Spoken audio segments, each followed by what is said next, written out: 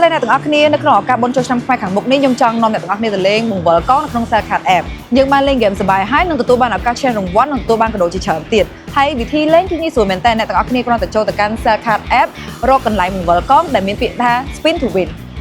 តោះឥឡូវនេះខ្ញុំចូលទៅកាន់ Cellcard App ហើយយើងឃើញពាក្យថា Spin to Win ពងដំណើរការអញ្ចឹងទីយើងចូលលេងបានហើយអូខេអញ្ចឹងយើងចុចពាក្យថាលេងឥឡូវនេះហើយចាប់ដើមបង្វិលហើយនៅពេលដែលយើងចង់បញ្ឈប់យើងចុចបញ្ឈប់ទៅយើងនឹងទទួលបានរង្វាន់ដែលយើងអាច spin ចូលហ្នឹងហើយ1 2 3យេទទួលបាន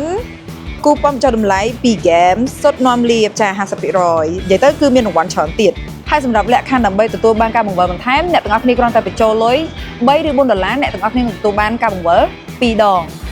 $5ទទួលបានការបង្វិល3ដង$6បង្វិលបាន4ដង$10បង្វិលបានរហូតដល់ទៅ7ដងសម្រាប់រង្វាន់វិញគឺដឹងតែអែមហ្មងមានរហូតដល់ទៅ60រង្វាន់ដែលក្នុងនោះមានដូចជា iPhone 16 Pro Max Samsung Galaxy S25 Plus និង AirPods Pro 2ហើយនៅមានរង្វាន់ជាច្រើនទៀតរាប់សែនរង្វាន់ហ្មងតោះចាំការទៀតចូលលេងទាំងអស់គ្នាលេងកាន់តែច្រើនមានឱកាសឈ្នះរង្វាន់កាន់តែច្រើនហើយយើងចាប់លេងពីថ្ងៃនេះរហូតដល់ថ្ងៃទី30ខែមេសាឆ្នាំ2025រីករាយឆ្នាំថ្មីជូនពរសំណាងល្អទាំងអស់គ្នា